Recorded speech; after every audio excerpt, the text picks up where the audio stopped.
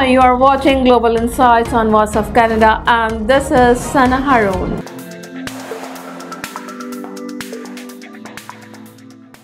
The Taliban are now claiming victory in the Panjshir rally, Afghanistan's last holdout province, as the terrorist group seizes full control of the country. Few things are simple or straightforward in Afghanistan. Take the black and white Taliban flag being raised in the capital of Panjshir province. The Taliban released the video, a signal it's over for resistance fighters. But even that is disputed.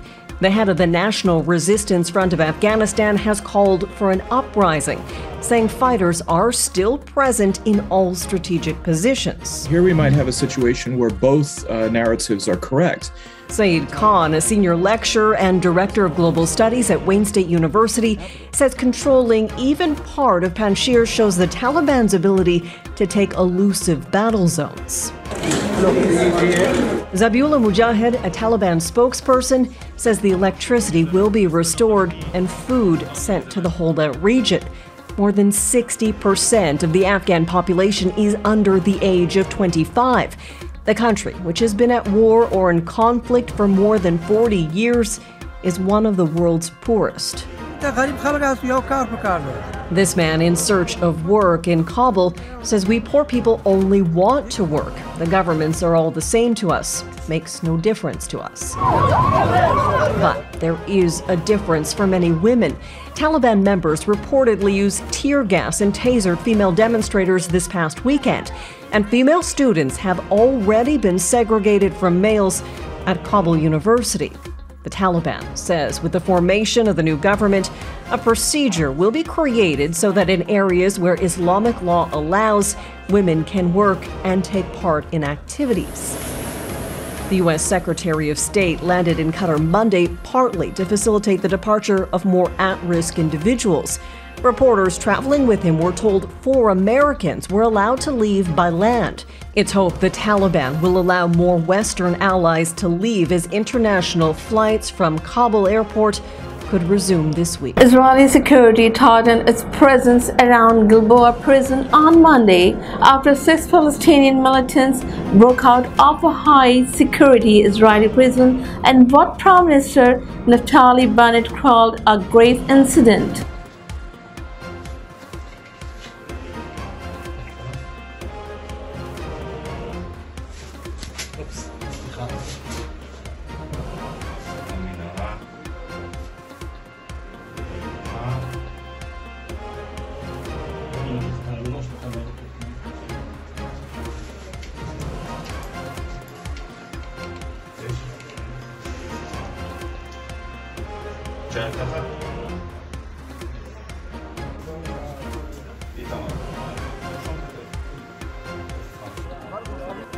السلطة اليوم المطلوب منها أن تحافظ عليه. نزلوا صورهم، طلعت على الصور، من ضمن الصور الموجودة صورة أخوي زكريا. أنا صار لي 2 شهرين مروح من السجن. عشت أنا وأخوي زكريا بسجن جلبوع، كنت عايش أنا وياه. عادي، كان بني آدم عادي، يعني أسير عادي، يقوم الصبح يلعب رياضة، يفطر كايليل، وكان أستاذ يدرس بجامعة القدس المفتوحة داخل السجن، بما إنه حاصل على شهادة الماجستير، وكان يدرس الأسرى يعني. وما يعني أنا كنت عايش أنا وياه بنفس الغرفة، يعني ولا مرة حسيت إنه في إشي يعني أو إشي مش طبيعي بالقسم، أو إنه أخوي بده يشرب، أو إنه يعني ما حسيتش إنه في إشي، يعني إنه إشي مش طبيعي.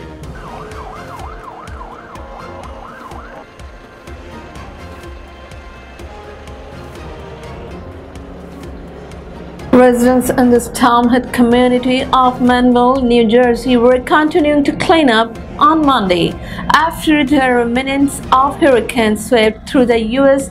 Northeast this past week, bringing heavy flooding and even tornadoes to some parts.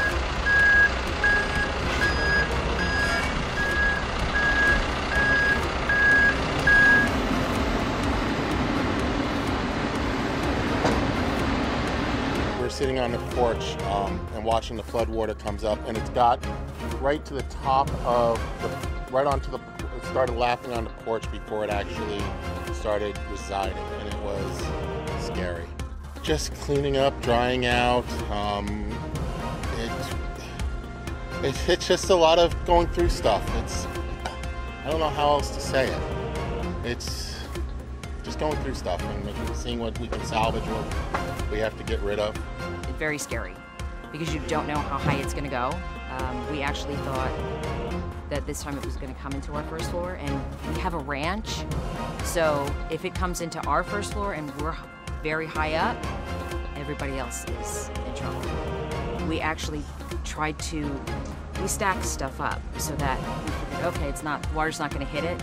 Yeah, water actually came up and hit everything this time, so we're actually disappointed because we lost some of those items, but they're material things, they can be replaced. Thanks, guys. Bye. Yeah.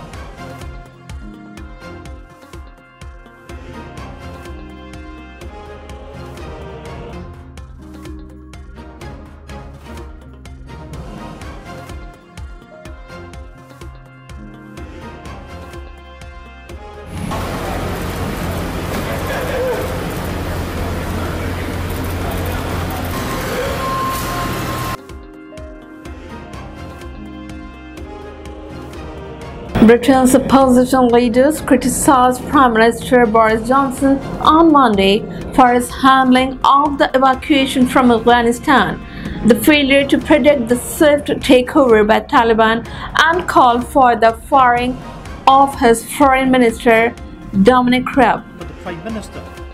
But today we have before us the Prime Minister desperately trying to cover for a Foreign Secretary who should have been sacked weeks ago. With all the talk of cabinet reshuffle, can the Prime Minister guarantee that the Foreign Secretary will finally be sacked in any reshuffle? Or does he intend to reward incompetence? Always, Mr. Speaker, happy to meet representatives of the Scottish Government and other devolved administrations, of course. Mr. Speaker, but he asked some specific questions about the handling of requests from those still in Afghanistan. I can and those who've been interceding on their behalf. I can tell him that by close of play today, every single one of the emails from colleagues around this House will be answered. Thousands and thousands have already been done. And as for the question, Mr. Speaker, of how many Arab candidates are remaining, I can tell him that the total number is 311, of which 192 responded to the calls that were put out. And I repeat, Mr. Speaker, we will do absolutely everything we can to ensure that those people get the safe passage that they deserve, using the levers that I have described. We have a Prime Minister incapable of international leadership just when we needed it most. I know it's uncomfortable. The terrible attacks from ISIS-K highlight the new security threat. The government must act quickly to coordinate international partners to ensure the Afghan government's collapse does not lead to a vacuum for terrorists to fill. Well, Mr. Speaker, there weren't many questions that the Right Honourable Gentleman put to me in that. He made the general assertion that the government hadn't been focusing on Afghanistan, but as far as I can remember, he didn't even bother to turn up to the first of the 3 statements I've given on Afghanistan in this House, Mr. Speaker, this year. I don't know where he was. Such were his instincts and such were his understanding of the. In 2015, Syrian toddler Alan Kurdi drowned in the Mediterranean Sea with his brother and mother. The image of Alan Kurdi triggered Canada's larger intake of refugees from Syria around the time and had a similar effect in Europe, where more than 1 million Syrians sought refuge. From the eastern border of Poland to the Greek frontier with Turkey, parts of the European Union are putting up walls, both physically and politically. If we invite others from outside Europe, that will change the cultural identity of Europe. There are some countries who accept it. Hungary is not among that countries. Most of the 27 nations in the EU were involved in the Afghan war and were part of the scrambled evacuation effort. Like Canada, they still hope to help those left behind. But EU governments failed to agree on a plan for all countries to take in vulnerable Afghans under their so-called burden-sharing migration pact. Governments could only agree to talk of bolstering borders and providing aid for refugees in countries bordering Afghanistan. We need to avoid a humanitarian crisis. We need to avoid a migratory crisis. The main reason for this is the memory of the chaos of 2015, when more than 1 million Syrians fled a civil war and headed for Europe. Greece, on Europe's eastern edge, is still dealing with the consequences. And I think what happened in 2015 was a mistake. We acknowledge it openly. We address the need to support refugees closer to the source of the problem, which is Afghanistan. Since 2016, the EU has effectively paid Turkey to keep Syrians from getting to Greece. It has also lost the UK as a member following a referendum campaign dominated by immigration. Germany took in hundreds of thousands of Syrians, but most candidates to replace Angela Merkel as Chancellor in this month's election insist there can't be a repeat of 2015. I think it is understood by European governments to be necessary in their national domestic context to be saying these things when they're talking about migration. But Afghanistan's relatively closed borders and its distance from Europe suggest a huge influx is unlikely for now. Nearly a week since hurricane made landfall in the Gulf Coast, the ensuing disaster has exposed how ill-prepared the United States is for the climate crisis. The cleanup continues in the northeast U.S. The winds and rain from Hurricane Ida are long gone, but the mud, mess, and destruction left behind will take months to clean up. I'm just like, this is horrible. Catherine Navarro and Brainer Garcia got their first look at what was left of their New Jersey home. Few of their belongings survived, but they did. How are you holding up? New Jersey's governor has been touring the hardest hit areas of his state, calling on Congress to pass President Joe Biden's $1 trillion infrastructure bill to update America's crumbling roads so they don't become death traps when the next hurricane hits. Climate change scientists say big cities like New York need major changes, including increasing the water capacity of street gutters, installing larger sewer pipes, and replacing pavement that better absorbs water. In New York, officials will rewrite emergency protocols after nearly a dozen people died in flooded basement apartments. The flash flood emergency warning was the first in the city's history. Many people were unsure of what it meant. A Texas law passed in May took effect on Wednesday, effectively making it almost impossible for a woman to be able to get an abortion in the state. Anger and outrage in Texas and across the United States Wednesday after a controversial state law took effect, making it much more difficult for a woman to get an abortion.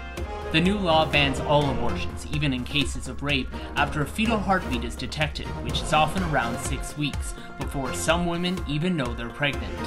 Late Wednesday, the U.S. Supreme Court refused to block the law in a 5-4 vote, but did not rule on whether it was constitutional, leaving the door open for future challenges.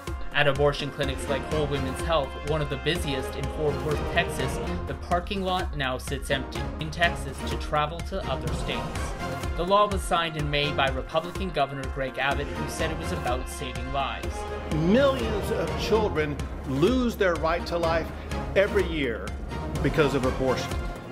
In Texas, we work to save those lives. Anti-abortion group CEDAW, it has Republican lawmakers in some states looking to introduce similar bills modeled after what Texas has done. It's the latest battle over abortion rights in the United States since the landmark Roe v. Wade Supreme Court case in 1973, which legalized abortion in all 50 states. President Joe Biden promised his administration would do what it can to ensure Texas women have access to abortion. The most pernicious thing about the Texas law, it sort of creates a vigilante system. And it just seems, I know this sounds ridiculous, almost un-American, what we're talking about. And on Thursday, the White House defended Biden's support for women's rights. Who does he believe then should look out for the unborn child? He believes that it's up to a woman to make those decisions and up to a woman to make those decisions with her doctor. I know you've never faced those choices, nor have you ever been pregnant. Speaker Nancy Pelosi said the House would vote later this month on a bill to protect abortion access. Keep watching Global Insights on Voice of Canada. For further updates, visit our website voiceofcanada.tv.